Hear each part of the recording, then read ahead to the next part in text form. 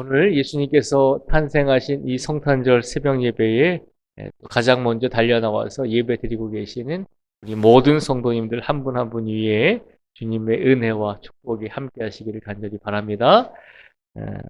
어제 우리 성도님들이 너무 즐겁게 행사를 하셨나 봐요. 오늘 많이 못 나오셨는데 예수님께서 탄생하시는 새벽에도 많은 사람들이 깨어있지는 못했습니다. 그러나 적은 사람들이었지만 깨어 있어서 예수님의 탄생을 맞이했고 축하했습니다. 적은 수지만 예수님이 탄생하신 이 새벽에 이 자리에 계신 모든 성도님들 한 분 한 분 위에 주님의 크신 축복과 은혜가 더욱 함께 하시기를 간절히 바랍니다. 오늘은 시편 말씀 중에서 가장 짧은 구절입니다. 딱 두 구절의 말씀으로 시편이 구성이 되어 있습니다. 먼저 1절 말씀에 보면 이렇게 말씀을 선포합니다. 1절을 제가 읽어드리겠습니다. 너희 모든 나라들아 여호와를 찬양하며 너희 모든 백성들아 그를 찬송할지어다. 아멘. 오늘 시편 117편의 저자는 고백하고 선포합니다.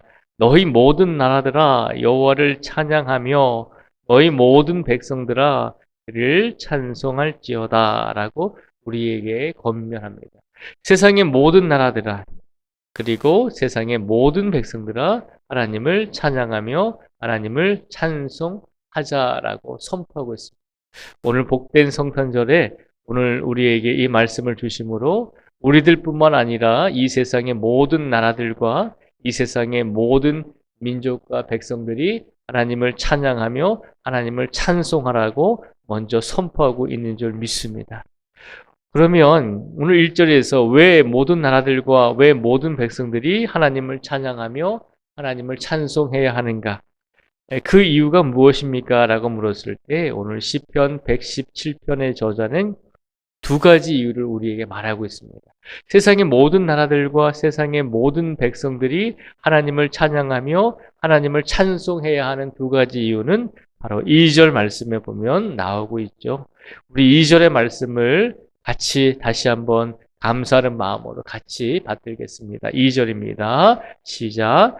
우리에게 향하신 여호와의 인자하심이 크시고 여호와의 진실하심이 영원함이로다. 할렐루야. 아멘. 우리가 하나님을 찬양하고 우리가 하나님을 찬송해야 하는 두 가지 이유는 2절 말씀에 보면요. 첫째는 우리에게 향하신 여호와의 인자하심이 크시다라고 말하고 있습니다. 우리를 향하신 하나님의 인자하심, 우리를 향하신 하나님의 사랑이 이 세상의 그 어떤 것보다, 이 세상의 그 어느 것보다 더 크다는 것을 말씀하고 있습니다.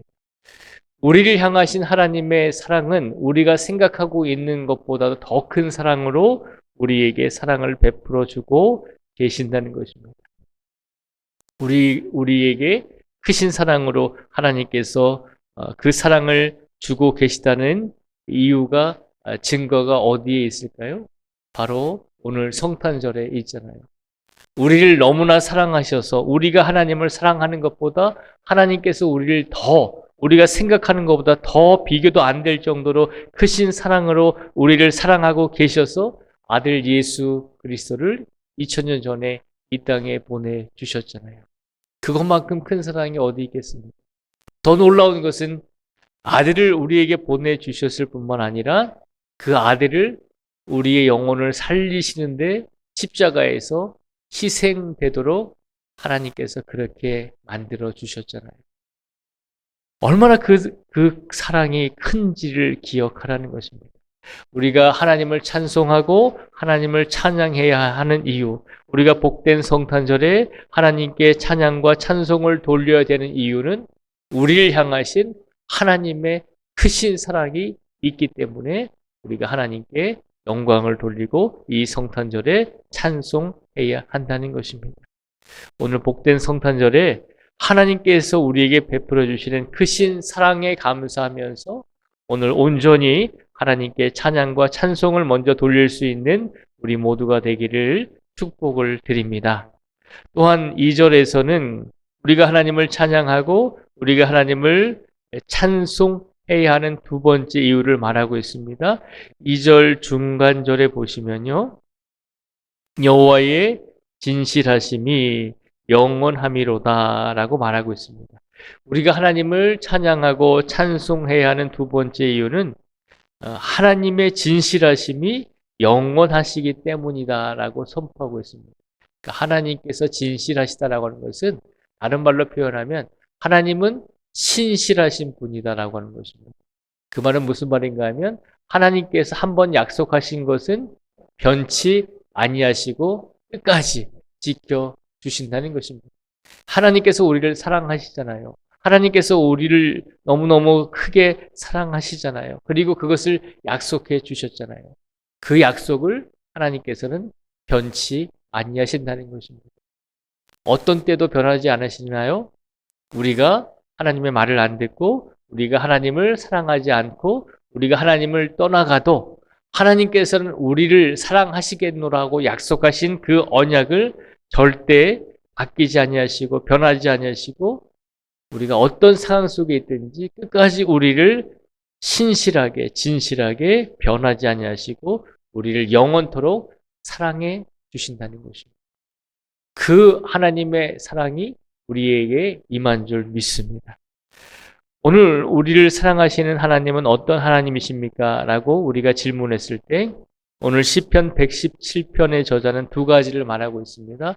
우리를 향한 하나님의 사랑이 그 어느 것보다 크신 사랑으로 우리를 품어주고 계신다는 것입니다.